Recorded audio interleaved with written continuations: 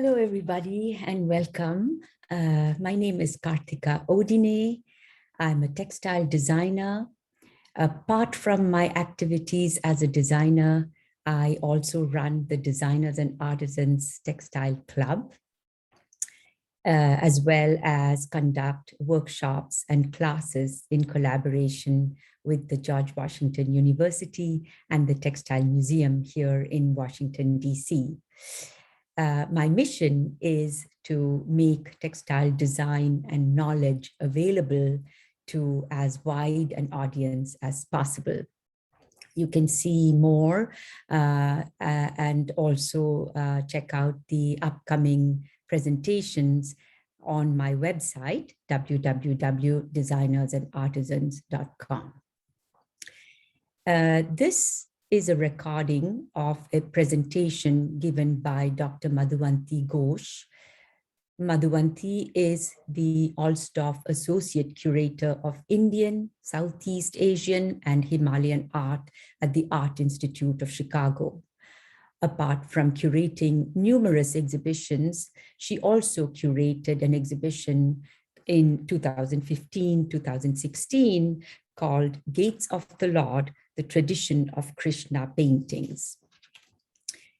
As one of the esteemed guests at the presentation that she gave said, she gave the best presentation, in quotes, I've ever heard or read about the use and history of Pichvais, along with many new and insightful observations on Indian painting. It was a wonderful opportunity to add to my knowledge of the subject.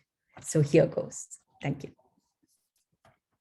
So let's start by looking at what we're talking about and where.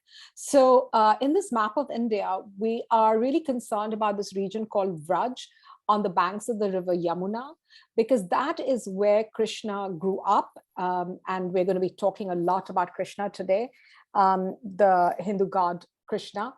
And this is the area around the place, modern city of Mathura, where he spent his early years, and then he eventually and this also is the region where the sacred image of the sect was found. Later on, the sect moves from this region of Raj to the neighboring Rajasthan Rajput states. And eventually the sectarian image comes and resides in what is today called Nathdwara. So we're essentially going to be talking about the region of Vraj and the region of Nathdwara. Nathdwara today is barely about 40 minutes away from Udaipur. So that is where the temple of Srinathji is today, and it's the second most wealthy temple in India. And this is what Nathdwara looks like today. It's very different from the little place where Srinathji came and his bullock cart got stuck back in 1672. It's surrounded by hills. And the center of this temple town is, of course, the Haveli of Srinathji, or the house of Srinathji. This is what the temple looks like. Now, depending on how early you came to Nathdwara, you live either close to this temple or further away. But essentially, everybody who comes to Nathdwara, who lives in Nathdwara, is essentially somehow concerned with serving the temple of Nathdwara. So we're going to be talking about the 8th incarnation of God Vishnu, his aspect as Krishna. But within the aspect of Krishna, we will focus on the early life of Krishna, essentially the Krishna who, as an adolescent, was growing up in this region of Vraj, which was on the banks of the river Yamuna, near the modern city of Mathura.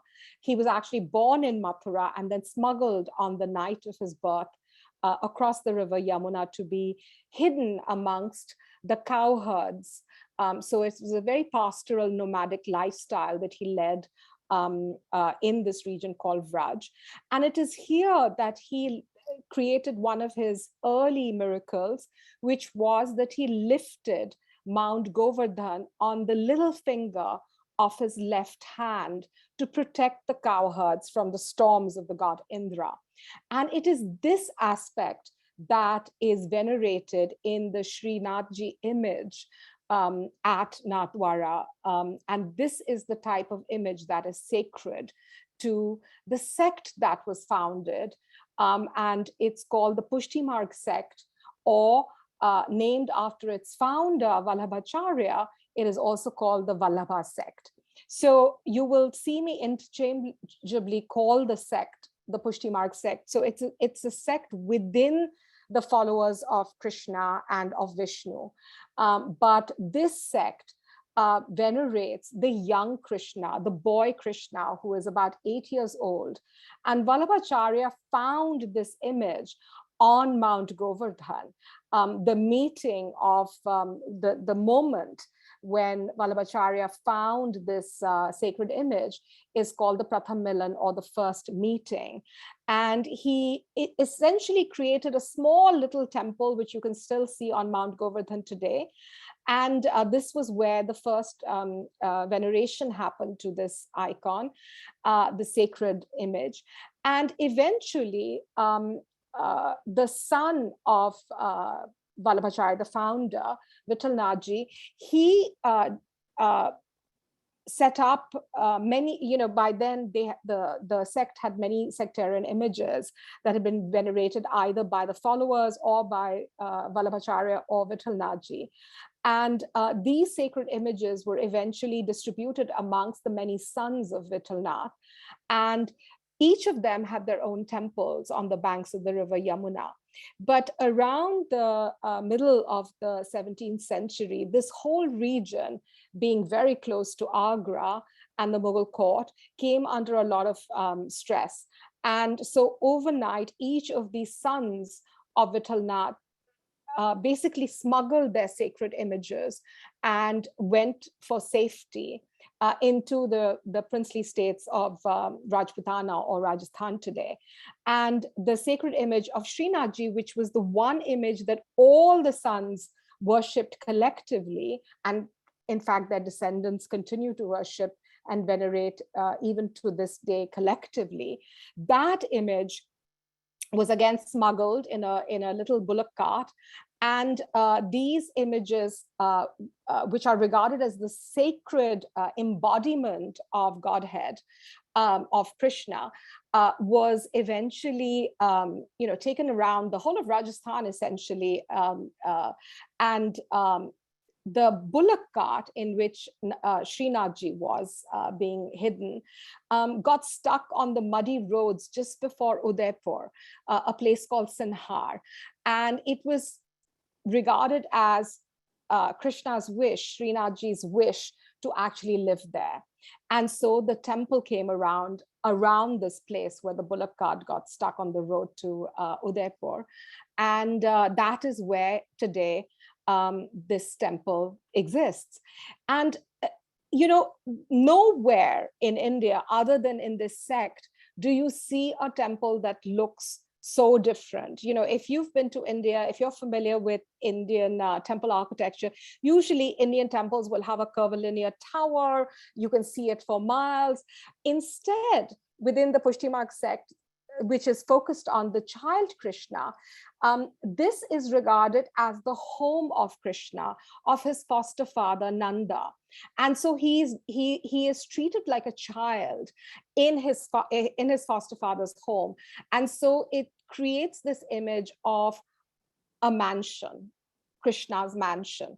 And that is what you're seeing here. And that is why it doesn't look like the rest of the temples of northern or southern India, for that matter.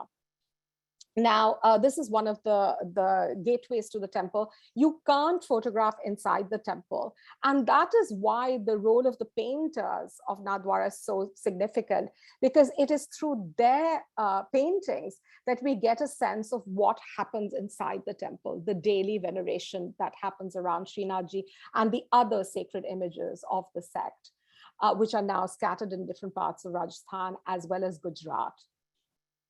So this is what the surrounding area around the temple looks like. The main temple and the main focus of Nathdwara is this main temple to Srinathji, the main icon. But there are scattered in the town at least 3 other very important sacred images of the Pushti sect as well, Madan Mohanji being one of them. Now, you will notice that I'm calling Srinathji with a G, which is an honorific. Similarly, Madan Mohan G. So these are all different names of Krishna, and you add the honorific as a G because you treat Srinathji or Madan Mohanji or any of the other sacred images of the sect as the living embodiment of Krishna. So just like you would talk about an elder or respectfully, you'll talk about an elder. Similarly, you talk respectfully of the Swarups of Krishna within the Pushti sect. So that is something that I just wanted to kind of say in passing as we look at the images of Nathdwara. So Nathdwara is essentially the whole temple town exists to service the pilgrims who come to venerate and see Srinathji. And the people, the entire temple town, kind of its entire life cycle from morning till night is around the times when the temple is open and when people are coming in to venerate him and venerate Srinathji, and when when people rest in the town when the temple is shut and when Srinathji is resting. So now I'd like to turn a little bit to talking about Pichvais, because this talk today is about a Pichvai. So I'd like to start by saying, what is a Pichvai? So a Pichvai is a hanging that hangs behind the sacred image of Srinathji, as well as behind the other sacred images of this sect. And you will see that the Pichvai has many different iterations. I will show you many different types of Pichvais, some painted, some embroidered, some in different types of textiles. But essentially, they all act as a backdrop. So the timings when the temple is open and when you can do darshan, which is you can look at Srinathji, those are very restricted timings. And so there's a huge rush, even in these days of COVID, when the temple is open, there's a huge rush to go in and catch a glimpse of him, exchange of glances. And this is as much for the people who live in the town as it is for the people who come as pilgrims to see Srinathji. So essentially, you're kind of trying to gaze at the eyes of Srinathji over the heads of other people. And the Pichvai acts as a backdrop, as a dramatic backdrop to this stele. And it helps you, focus your eyes on where exactly Srinathji is. And it also helps create the mood of the day. So I will show you in the subsequent slides a kind of year in the temple of Nathdwara, showing you how the decorations change, how the shringar, as it's called, the mood of the decorations around Srinathji change according to the seasons. But you will see that all of it creates a certain ambiance, and the Pichvai is just one amongst many shrine furnishings that are put up to create this ambiance. So for example, in this painting, you can see not only the Pichvai behind Srinathji, but you, for example, can see part of his singhasan, part of this pedestal, which is part of his throne. Similarly, you can also see the hanging on the ceiling, which is called a chandvo. So all of this collectively create the ambience of that particular day's veneration. And every day's veneration changes in the Pushti Marg sect. So you see it most dramatically in the temple in Nathdwara, but you'll see a mini version of it in all the other sacred temples of the Pushti Marg sect across Rajasthan and nowadays Gujarat and Bombay as well. So here in this vintage photograph, you can see actually what I mean by these shrine textiles. So here is actually the shrine for one of these other sacred images. It would have been a small Bal Gopal or the crawling baby Krishna. Within the sect, you don't show the sacred images ever. So that is why he's been blanked out. But again, you can see that this is his Singhasan or his throne. And there you can see the cows, which is part of the Singhasan textile decoration with the cows. And there's the Pichvai behind, which is again helping people to kind of know where the shrine is, because sometimes many of the Pushti Marg sect images are very, very tiny, not in the case of Srinathji, but in other cases.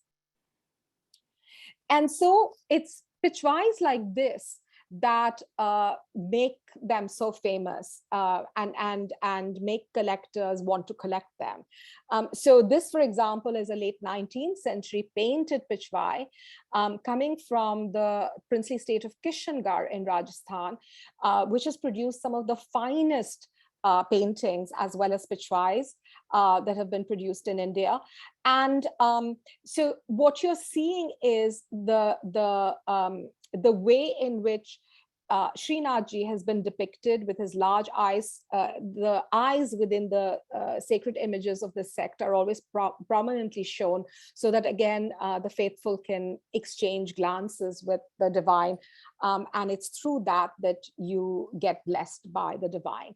And then you see the cowherdesses, who are the playmates of Krishna, as his attendants on either side of him.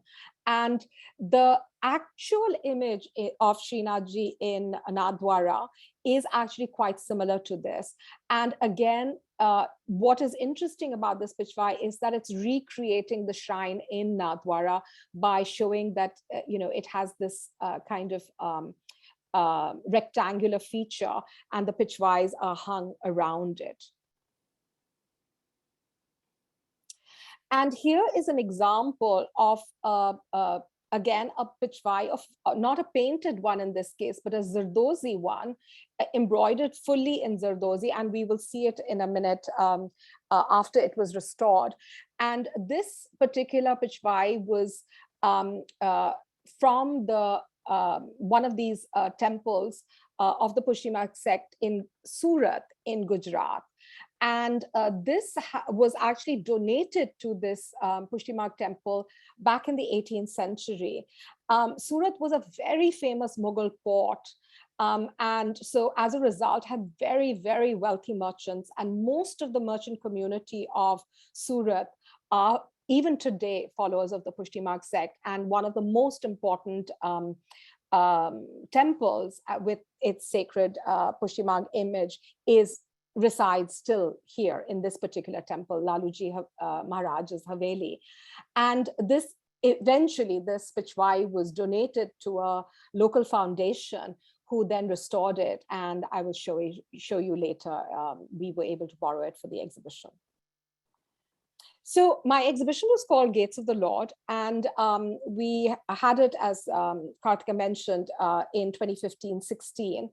And what I'd like to do is use some of the images from the exhibition, some images of the different rooms, as well as some of the objects that we, paintings, as well as Pichvais that we showed, to help you understand the way the seasons are celebrated in the Pushti Marg sect.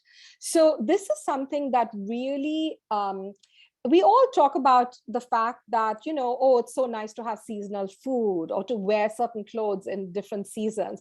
Well, in India, the sect that has preserved these traditions from the past, from the 16th century right down to us today, is this particular sect, where even today, the shrine and all the people who are, serving the shrine, and all the Goswamis of the who are the descendants of Vallabhacharya, the founder of the sect, and the followers of the sect, they all follow a particular calendar, and that follows the seasons. So, for example, right now, the veneration that you're going to see if you were to fly straight off to Nathdwara today would be something very similar to the painting that you're seeing here, which is that Srinathji would be dressed in the thinnest muslin. He would be adorned with not a lot of jewels, but essentially flowers that are very fragrant. Most of the decoration, including the Pichvai behind him, would be in shades of white or very thin muslin fabric. Everyone would be dressed usually in white, and only fragrant flowers would be used to decorate him, as including the garlands that he would wear. And his body would be cooled with sandalwood, which is also mixed with rose water. And you can see that the people serving the temple are also sprinkling water, cool water sprinkled with sandalwood and rose water on the marble floors of the temple to keep the temple cool. And since Srinathji is an 8-year-old child, he's also got little playthings around him to keep him amused, which include on a silver plate, a little boat. So he's playing with his little boat on the river Yamuna. That's to recreate the idea that, he's playing on the banks of the river Yamuna. And all of the objects that would be shown right now would be in silver. And he would be fanned with fans that are made again of khas. Khas is like, I believe it's called vetiver. And when you put water on khas, it again brings out a beautiful fragrance. So everything would be to keep him cool in the summer months.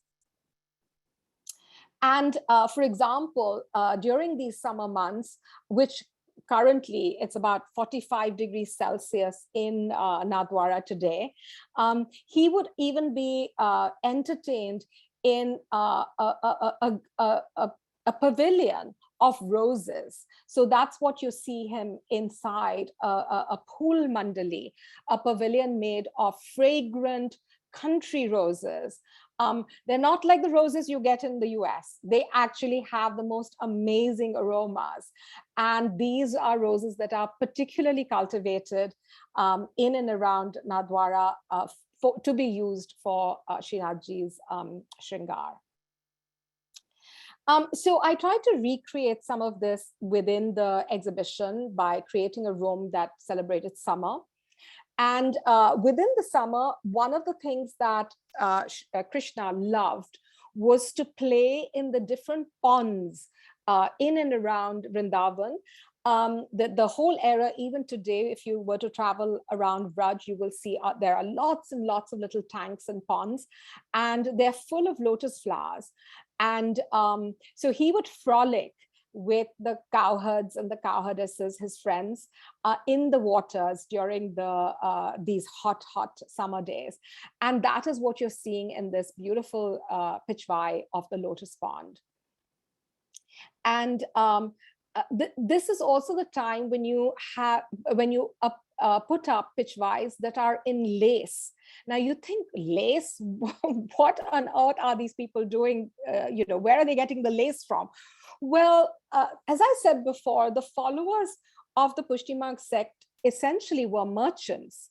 Whether they were merchants in Surat or in Western India, many of them then migrated to the growing colonial city of Bombay. And many of them were textile merchants who had business with the Midlands of England and Scotland. So they had lace Pichvais specially commissioned. And the scene that you're witnessing is Jal Vihar, which essentially is Krishna frolicking in the one of these ponds with lotus flowers. So there you have Krishna in one of these pavilions with the cowherdesses waiting for him, and a couple of them are in these little boats. And Krishna, of course, is missing because he's playing hide and seek with them. But when I show you this painting, you'll get a sense of the frolic that I'm talking about, because the paintings help you understand the mood that is being depicted during the summer months in the decoration of these Pushti Marg Havelis, the Pushti Marg temples. So there is Krishna. Actually, he is frolicking with Yamuna, who is the river Yamuna, the goddess Yamuna, who you see in this dark gray. And the rest of the cowherdesses are playing in the water around this tank. And this is essentially called Jal Krira, or water play, which was one of the sports of Krishna in the summer months. Well, summer gives way very soon to monsoon.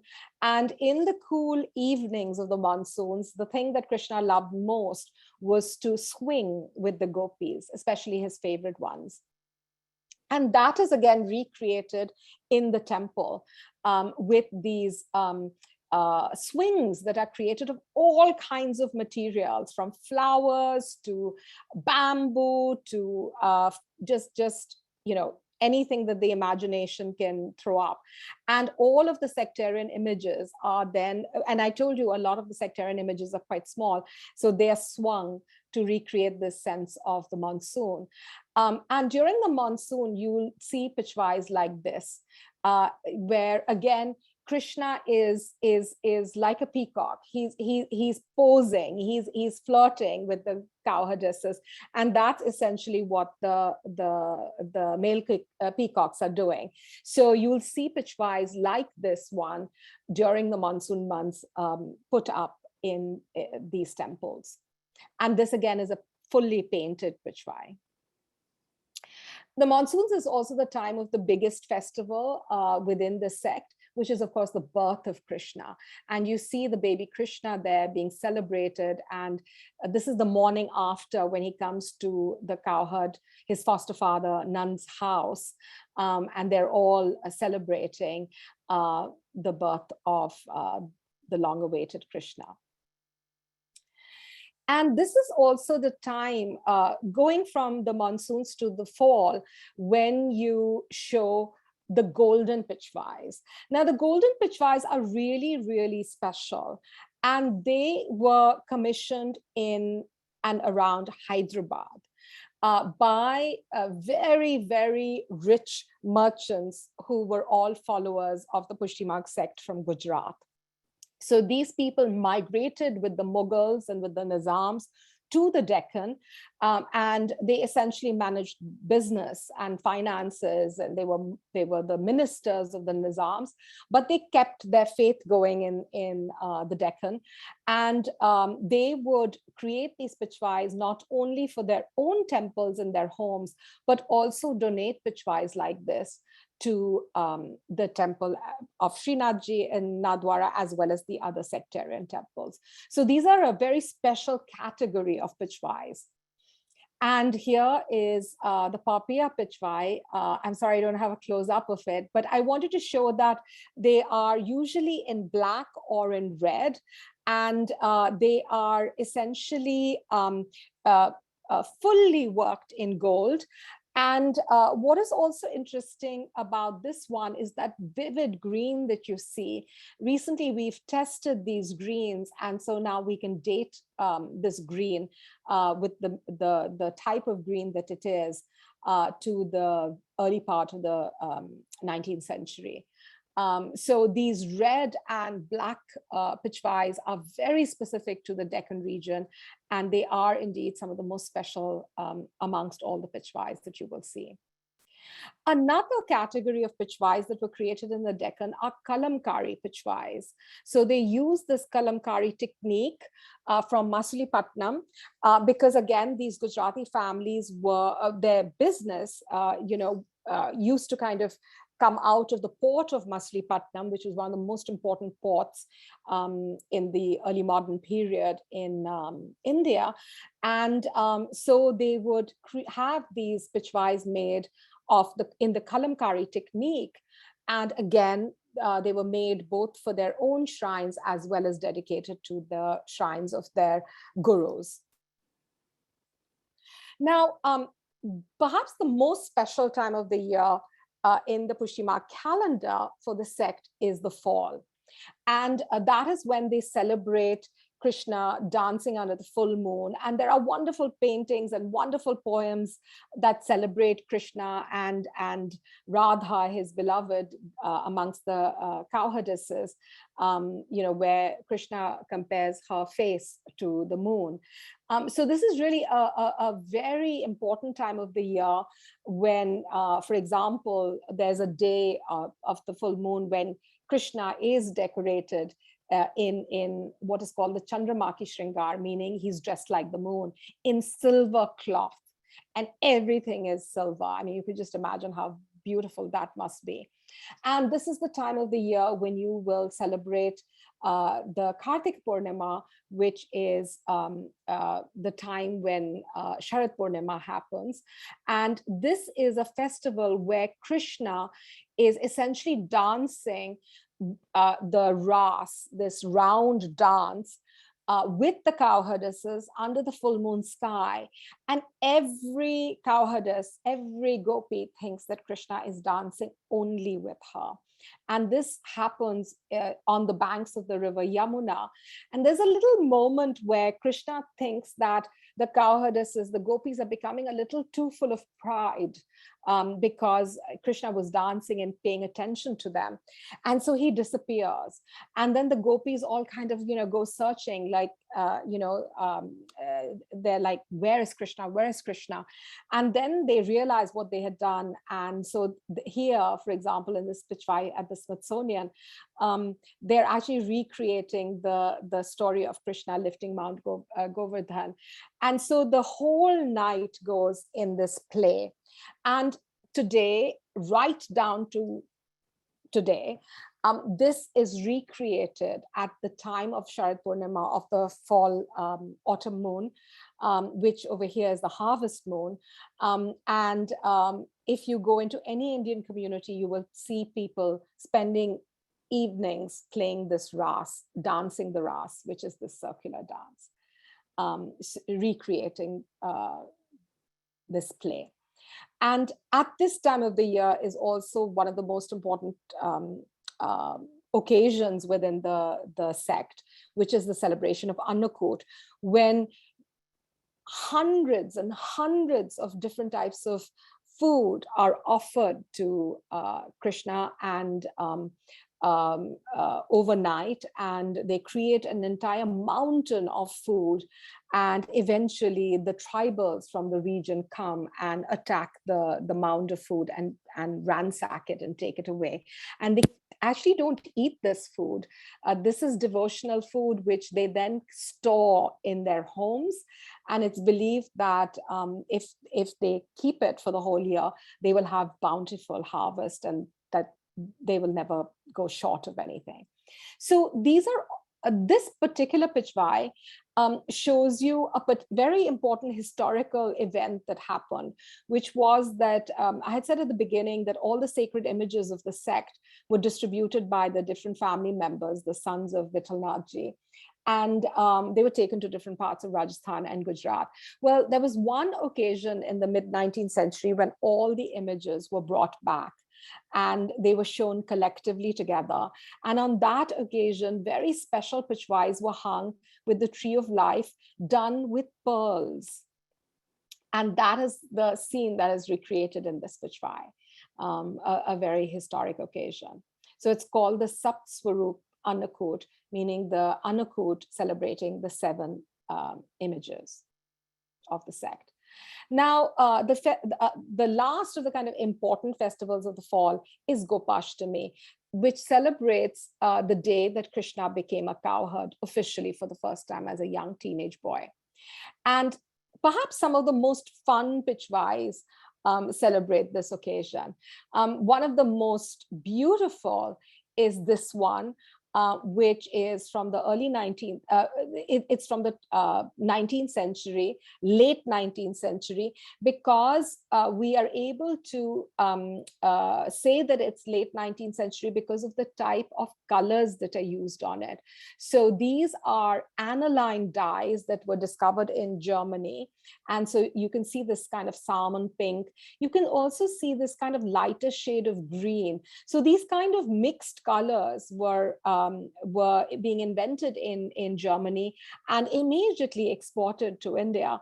And the artists in Nathdwara were so kind of always on point, you know, they were always current.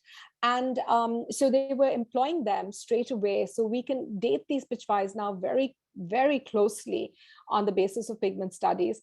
And so this Pichvai celebrates Krishna coming home at dusk with the cows, and his mother and the other women are removing the evil eye from him from a day, you know, spent outdoors.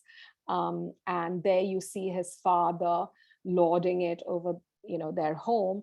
And there's Krishna and his brother Balaram coming back with the cows.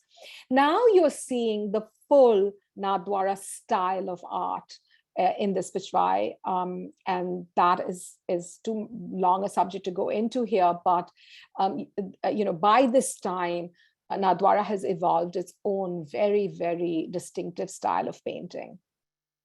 And as I said before, some of the most beautiful and dramatic Pichvais celebrate Krishna as a cowherd. And I'm showing you a few examples of textile ones. These are all silk brocades that celebrate this particular festival. And here's, you know, an example of what the painting that I showed you earlier of how that Pichvai would have looked hanging behind. And just different examples of silk brocades. This one is particularly beautiful because it's got gold and silver thread on it. And here's the Zardozi Pichvai, a picture of which we had seen before.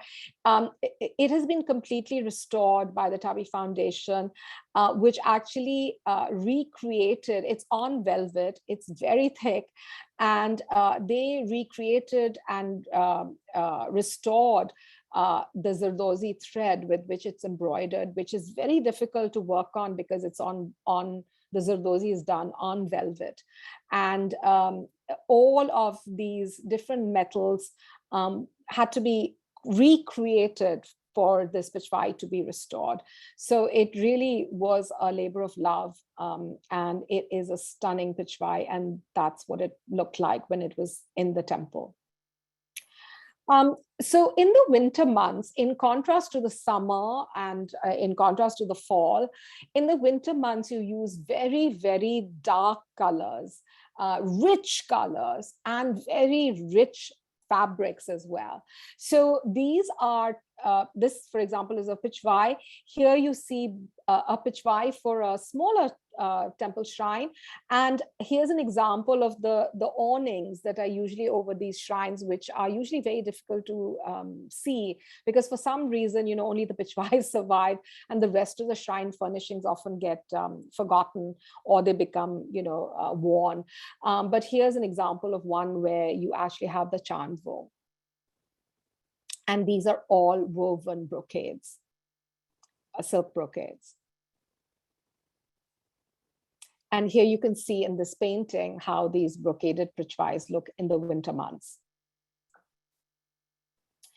And winter gives way eventually to spring, which is celebrated with great joy in the Pushti Marg temples, because they have a very harsh winter in Rajasthan.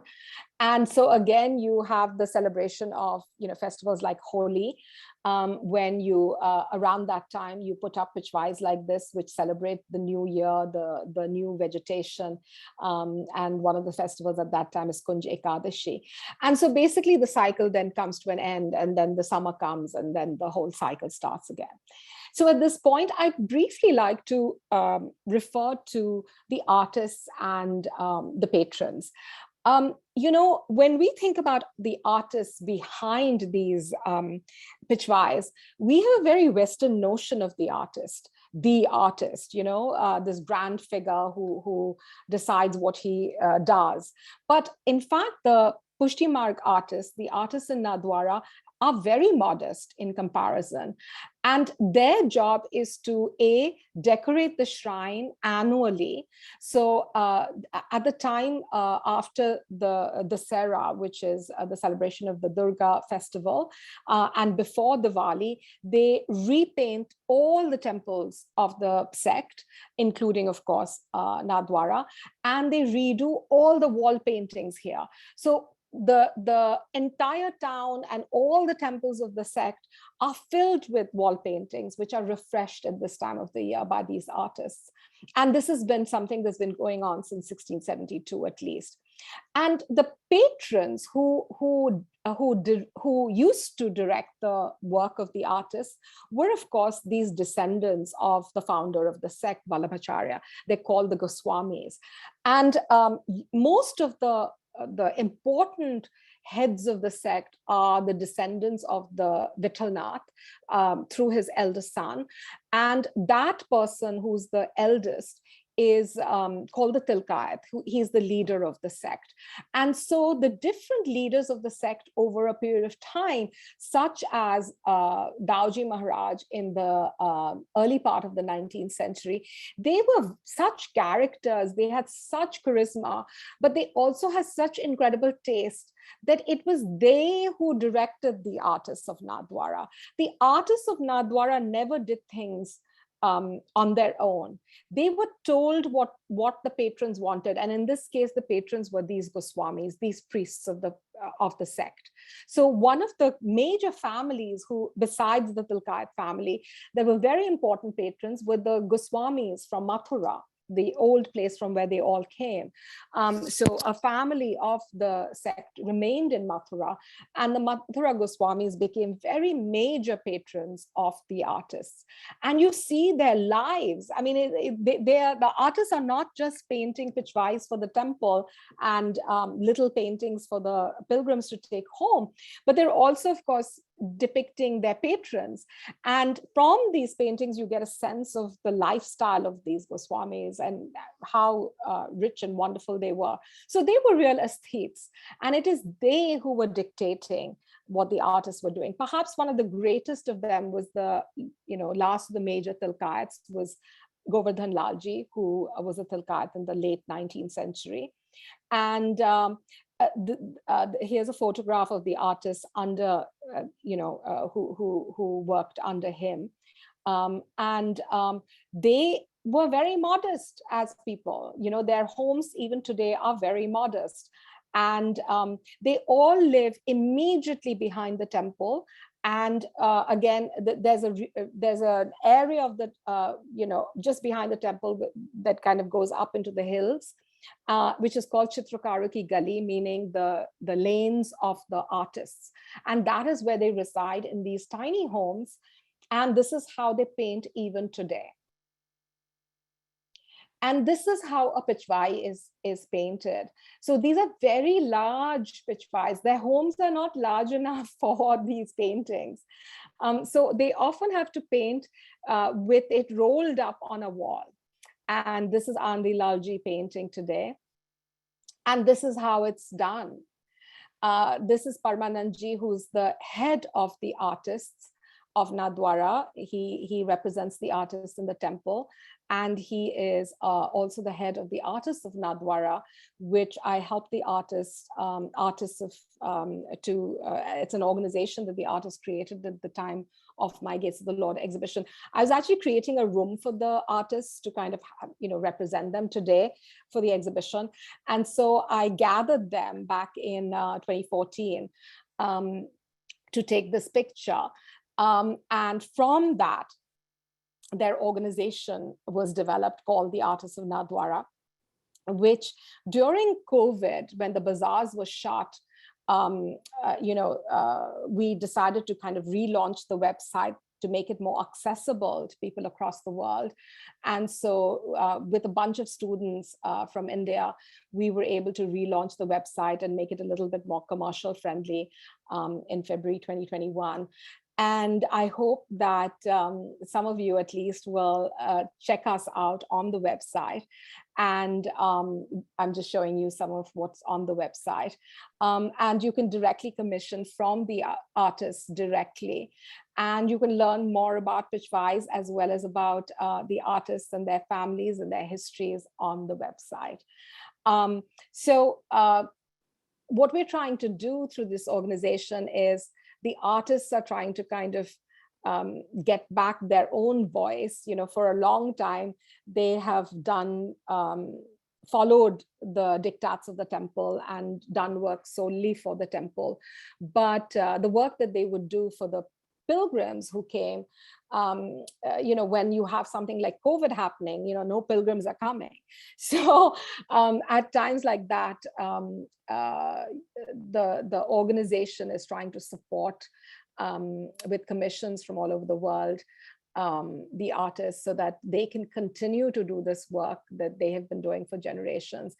I just want to finish by saying that even in a place like India, where there are many, many traditions that have survived, there is no place like Nathdwara, where there are that many artists, traditional artists, descended from the 17th century, who are still doing the traditional painting in those numbers anywhere else.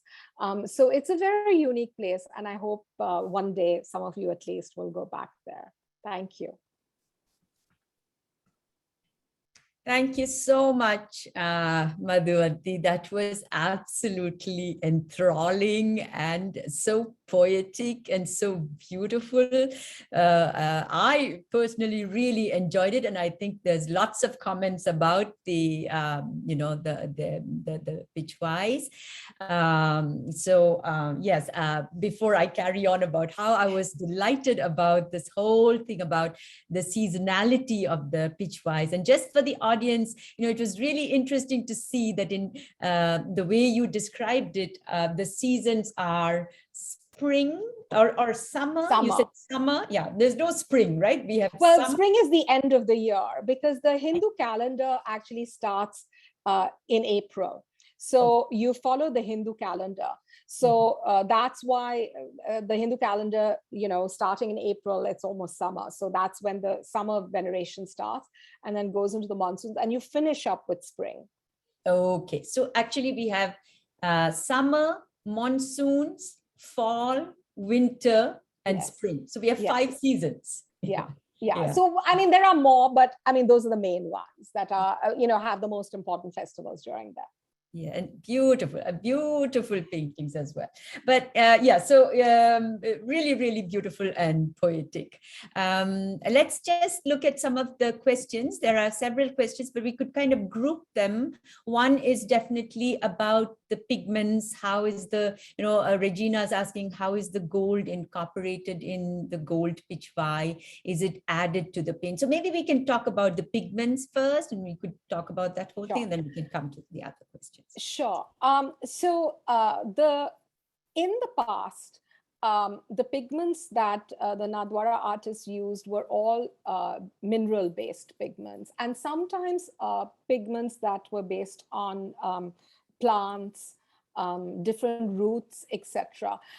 In fact, I was sharing with Karthika the other day that way back, my first visit to Nathdwara was way back in the 70s as a child, because my mother had heard that in Nathdwara, you could buy these natural colors. And so in fact, she you know, went and got them. And even up to the 80s, perhaps the 90s, the artists use natural pigments. Nowadays, they don't. They use commercial colors. And it is primarily because a lot of the colors have become increasingly difficult to get. So for example, there's a particular color that is called Indian yellow, which you know, they've just forgotten how to make it. it's a quite an elaborate process. We actually try to do experiments with it using some old colors that we had in our lab, and we worked with several artists to try to recreate it. They made many experiments, but unfortunately, we have never come across somebody who's been able to recreate some of those colors today. So with regard to the gold and silver, gold and silver is essentially gold. You take gold and you flatten it and then you apply it. And they use traditional glues because they don't use animal glues, but they use a traditional type of glue that is made by them. The gold is applied, and so the silver. Silver sometimes in the older... You mean gold leaf, right? Gold leaf, yes, yes, yeah. Sheets of gold, yeah. So there's a very elaborate technique of applying a gold leaf on the Pichvais, and that is the way it's done even today. And then what they do is, after everything has been painted, they then take a stone and they rub the Pichvai very hard, actually, and that gives it the burnishing. So that also makes the colors stick more, and so they don't flake as much. With older Pichvais, sometimes you will see that the pigments start to kind of crumple up and they start to kind of come up a little bit like that. And that is a scary moment, because then those pigments can start to fall. And especially because of this technique of rolling them as they're working on them, you can imagine that the pigments are, and that's the way a lot of Pichvais are kept in the temples. Temples don't, they all roll the Pichvais on a daily basis. So Pichvais get worn as a result very easily. Okay. All right. Thanks for that. Then shall we talk about the symbolism? Banu's asking, what is the significance of the hand palm prints often seen on the cows, on the Pichvais, and on the walls of the entrances to the temple? So there are actually two different types of symbols. On the cows, I think one of the most fabulous times of the year is that festival of Gopashtami, because what they do is Srinathji's cows have their own goshala, their own little shelter. The adjacent temple, which is in the same compound of the baby Krishna, Navneth Priyaji, another of the sacred images of the sect, his cows are kept separately in their own goshala. So each of the temples have their own beautiful, huge pens. And then in the run-up to Gopashtami, this festival, they are decorated. So it's so fascinating to go and see the way in which all the cows are decorated with henna. And that is when every cow has a cowherd who looks after them. So they are extremely well looked after. And so the cowherds put their hands in henna, and then they put their palms, and it's a way of decorating Krishna's cows, essentially. And they compete in who's decorating how, the cow for Srinathji versus the cow for Navneth Priyaji. And then they put all these exquisite decorations on the cows, including on their horns. They put peacock feathers, accoutrement, textiles, etc. And then the cows are brought from the pen, which is a few kilometers away, and they're kind of raced down along with all these cowherds and cheering crowds and whatever into the temple town with its tiny narrow lanes. I mean, that is in itself frightening. And then all the people gather and they're teasing the cows, and then the cows eventually are pushed into the temple because they come to see Srinathji. And then they celebrate Gopashtami. So, I mean, it is just such an incredible occasion. So the cows are adorned with those handprints as a way of, recalling Krishna, but also the cowherds. And it is a practice that is kept on up to today.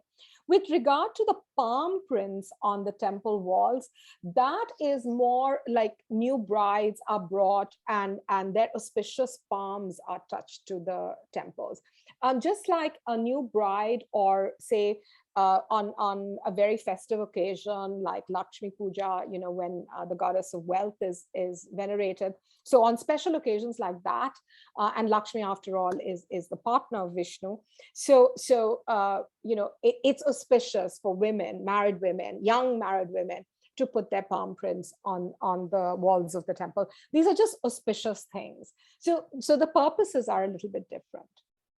Yeah, you mentioned Lakshmi, and I was thinking that, right? The Lakshmi is very often symbolized as the palms. Yes, but and footprints also. But here the focus isn't that much on Lakshmi, because everything is really Krishna, and down to the fact that even because the aspect of Krishna that is venerated in this sect is the baby Krishna, the 8-year-old child Krishna, and maximum, the teenage adolescent Krishna. So even the focus on Radha is not that much. In fact, on many occasions, you will see the celebration of 4 of the gopis. In fact, the year is divided between the different gopis, and Yamuna ji, the goddess Yamuna, also has a role to play. So unlike the other sect of Vaishnavism, which is the Gauriya sect based around Vrindavan today, which is a more Bengali sect, that does focus on Radha. And Radha, where every person, every follower wants to be Radha, in love with Krishna. This sect actually venerates Krishna, the child, and therefore you can play the role of the father, you can play the role of the mother. It's whatever you want, it's something that comes from within your soul. And so you're pampering your child. And you can take any one of those emotions as you are pampering Krishna. Yeah, and just for all those who don't know, in India, little boys are always highly pampered as little Krishnas, right? Yes, essentially that's it. It goes right back to that. Yeah. Yes. Okay, so thank you. Let's go forward. And one more question that Jolyn is asking us. I don't understand it, but maybe you understand it. Have you tried to use micro footprints to assist in replicating paints like the yellow you just mentioned? Well, it's really not about us recreating anything. It's about the artists. And they just find, even though artists will tell you, and sometimes paintings are sold, trying to sell the fact that they're using natural minerals. The honest truth is that most of them have forgotten how to make natural mineral colors.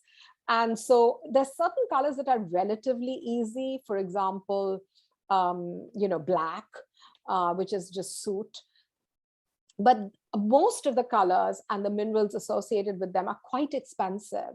So, so even the colors that are available, and many of our labs do have the older colors, and many of the artists also have some, old colors left with them, because, as I said, they are descended from families of artists. So they do have colors. But the thing is that we have not successfully been able to get the properties of the certain colors, not all colors, but certain colors. And I think Indian yellow is one of the most difficult that many people have tried to recreate and have not succeeded.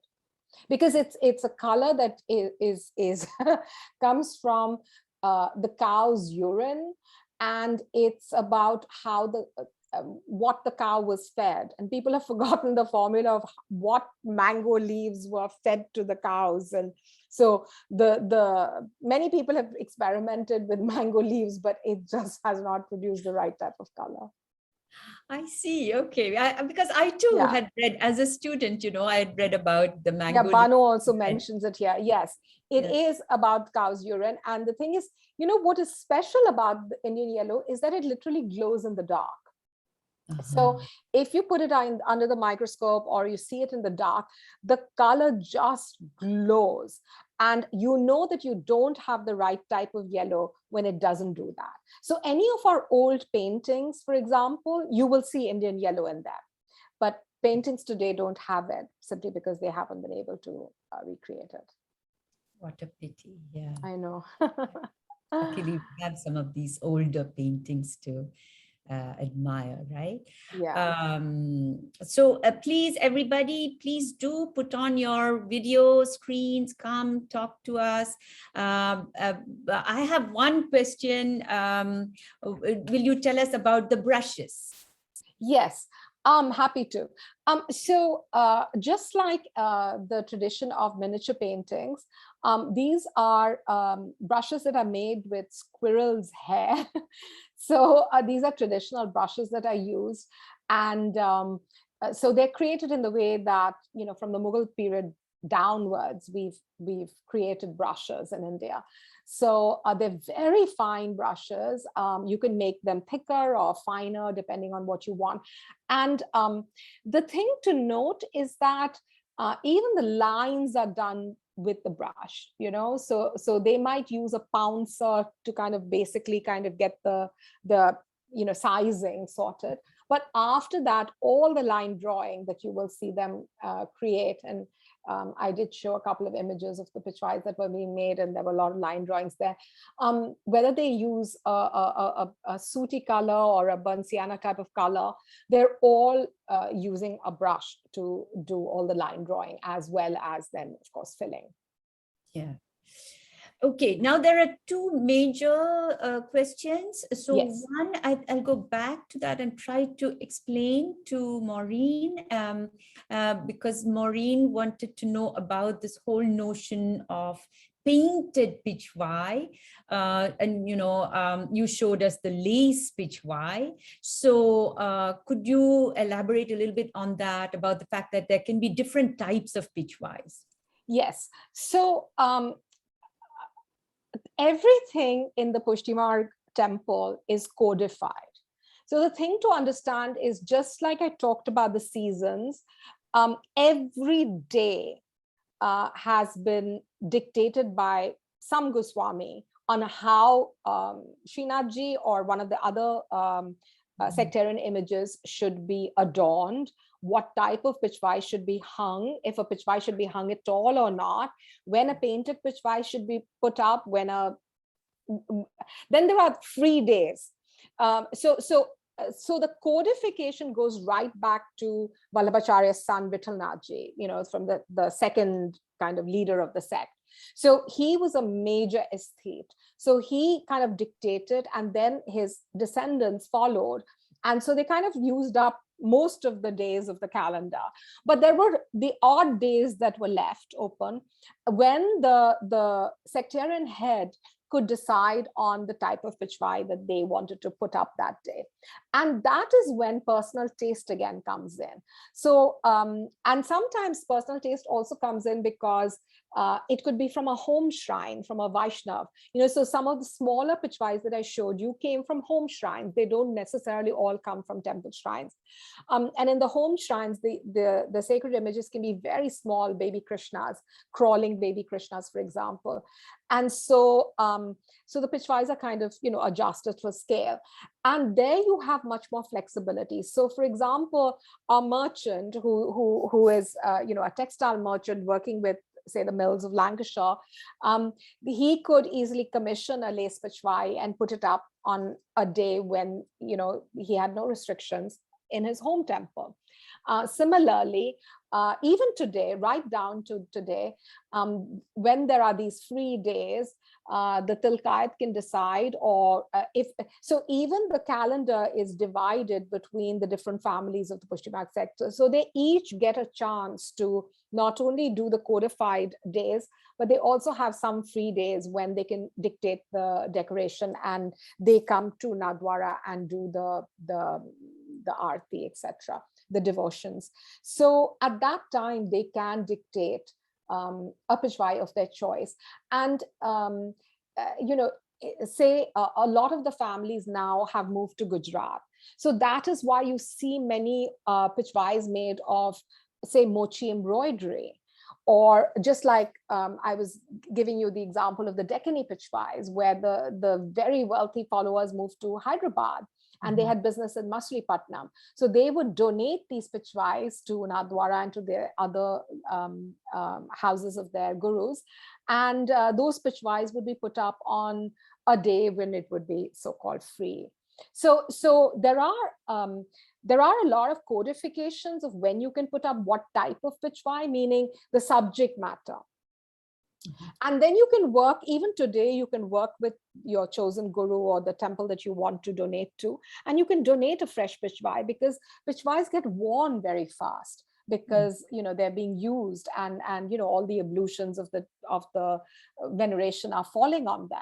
So often Pichvais are then sold, old Pichvais, and a new one is offered, and that's a huge kind of meritorious act for a follower to be able to donate a Pichvai nowadays. And I have seen Pichvais that are even like, some Goswami saw some textile from Japan in the early 20th century, and he had a Pichvai made of that. Like anything that caught their fancy. Recently, I saw one of the ladies who is now a leader of one of the temples. She came to America and she picked up some fabric here, and she said, I want to make a Pichvai out of this for my lord. So you literally take whatever catches your fancy, and you can make a Pichvai, and you can put it up on those free days, which are not codified. So when, for example, she picks up a fabric, or you had also mentioned to me that they use brocades in the winter times. Yes. So that part is stitched on, right? It depends. I mean, part of it is woven, especially, and then part of it is stitched on. Yes. So, for example, comes in the middle. Well, it depends, because it really depends on the size of the Pichvai that you need for your temple. So the Nathdwara Pichvais are very distinctive, because if it's a Pichvai from Nathdwara, it'll have this rectangular shape cut out, and then it's like an inverted C. With a cutout in the center, which is where the steely goes in, where Shinaji goes in. So, and they have a particular size. I published about this in Harley magazine last spring in their special India issue, several such Pichvais that were made for Nathdwara. And they have a very distinctive shape to them. So the entire scene is round, but they will always have this kind of rectangular hole in the middle. And sometimes those pieces are done separately, with a little piece at the top done separately, and then they're joined together. While if you're doing a Pichvai for one of the other temples, you can just do a rectangular Pichvai. Okay, thanks. Okay, so now we come to the other major, question. That's from Namrata. Yes. Are you okay? Is that good? Can we carry on? Okay. Yeah. Okay. So Namrata says, beautiful Pichvais in the presentation. What do you think of the influence of miniature paintings on the paintings? So Namrata, that's a really important question. That's like a different talk I do. But so, as I said, with regard to the Pichvai with the cows, with the aniline dyes, which was from the late part of the 19th century, from the time of Govardhan Lalji's Tilkayat ship. That is, say, between the middle of the 19th century and that latter part of the 19th century, Nathdwara evolved its own style of painting, which was very, very influential across Rajasthan. Now, each of the regions of Rajasthan evolved its painting styles at different times. And so even in Nathdwara, one of the things that we haven't studied very well up to now is, because of the way Indian painting has been taught and studied from going back to Ananda Kumaraswamy, was that we looked at them as emerging from different royal houses. So you studied Jaipur, or you studied Mewar, or you studied Jodhpur, or you studied Bundi, or you studied Kota. And later on, you studied Kishangarh because Kishangarh appears late in the 19th century. But one of the things that causes problems with, and we're realizing that, is that it doesn't take account of religious influences, for example. So now we realize that there was an entire period in Mewar in the 17th century, one of the most significant periods in the evolution of Mewari painting, when the king was an avid follower of the Pushti Marg sect and is constantly showing himself as a devout follower. And a lot of the paintings that are regarded as really important Mewar paintings are painted at that time by his chosen artists. Similarly, during Dauji Maharaj's Tilkayatship in the first half of the 19th century in Nathdwara, all the different rulers of the different Rajput states were coming to him to help him, get him to solve the fights that they were having amongst each other. So, for example, Kishore Singh of Kota takes an entire group of artists from he actually takes refuge in Nathdwara with Dauji Maharaj. He has to run away from Kota. And when he goes eventually back and Dauji helps him get back his throne, he takes a bunch of artists from Nathdwara. So these are the kind of things that really haven't been studied up to now. Then there's another artist who emerges in Deoghar, a small principality not very far from Nathdwara or from Udaipur. That artist, for example, and his successors migrate from state to state. You know, he practices in Udaipur for a bit, then he goes to another state, and he is known to have done some of the most important wall paintings in Deoghar, as well as other paintings on paper. So the artists are painting both on paper, on cloth, and on the walls. It's the same artists. They're not different. But this idea of who is influencing whom is much more complicated than anything that we have studied up to now. It's not like each of the different princely states are kind of in a little bubble. They're all kind of interacting with each other. And the way in which Nathdwara is impacting them is part of, you know, my own research. Mm-hmm. Very interesting.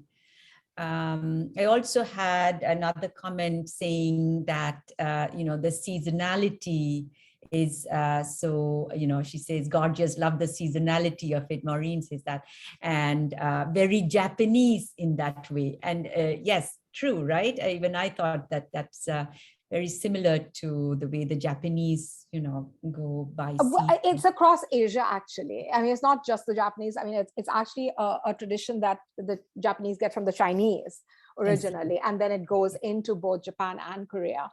But this is something that was also in ancient India. But unfortunately, because of the kind of disruption between the past and the present, we haven't really studied Indian paintings in this kind of way to understand how important the seasons were, you know, for the arts in India. But this sect has preserved all of it. So it's through this sect that we kind of get a glimpse into the importance of the seasons, because they not only continue it today, their music is impacted by the seasons, their food is impacted by the seasons, the floral decorations are impacted by the season, the textiles that they adorn the shrine with, and what Thakurji wears and all the different sectarian images wears is impacted by the seasons. The ornaments that he wears, the things that he plays with are impacted by the season. So like right now, today's decoration is with pearls, because you know, it's not even silver, because, you know, even the little bit of silver would kind of bother his neck and stuff. So, you know, that would be a little rough on his skin. So it's pearls, because pearls are supposed to keep him cool. And many of the Pushti Marg merchants were actually pearl merchants whose business was to work between the Gulf and Bombay, essentially. You know, so the Pushti Marg sects have in their jewelry some of the most amazing pearl decoration and ornaments. So today's ornamentation for Srinathji is with pearls. So, you know, it's everything is seasonal to and like his body is cooled with sandalwood. It's not just ordinary sandalwood, like you go to the, a forest and you get a stick of sandalwood. No, it's complicated. It's mixed with hundreds of different things, including rose water. It is the most fragrant thing. And then it's applied on his body to keep him cool and sweet smelling.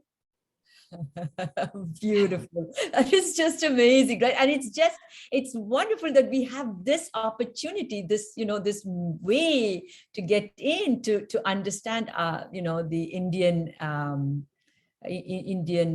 way of looking at seasonality. It's really beautiful. Yeah. And it's a living thing. Before I was sitting down, it's 27 degrees in Chicago today. I went and got some attar, like the essence of rose, and I applied it. And then I sat down because it was that continuity of the past and present is something that we all grew up with. But it's this temple that makes you so much more aware of it, because if you were to forget, well, in Nathdwara, you would never forget.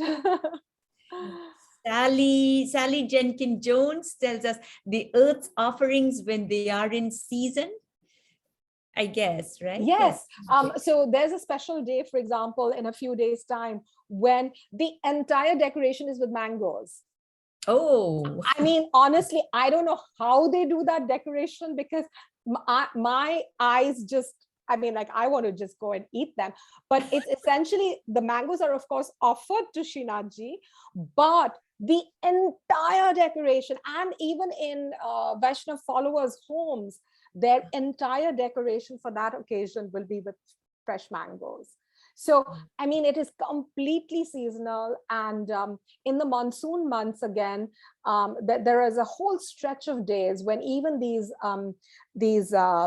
like the hindolas, the swings, are created sometimes with different plants, not carved mangoes, full on mangoes with which they do this amazing decoration. I don't know how they do it, but it's like real mangoes. But the entire shrine is ornamented with that. So they must be cutting mangoes. No, not cutting. It's the full mango. The entire mango, but multiples of it. I see. And they create like a maze, like the little pavilion that I showed you with the roses. They create a little pavilion like that with the mangoes. So is there how do we know? So for example, if I want to know what day after tomorrow is supposed to be. So you follow a tippani. That's the traditional calendar. So you have to follow the Vaishnav Pushti Mark tippani. And you can just Google it, you'll get it. And I should also add, you will be surprised how many Pushti Mark temples there are today across America. Like I have one in Chicagoland, not very far from me. One of the largest temples is just outside Philadelphia, called Raj.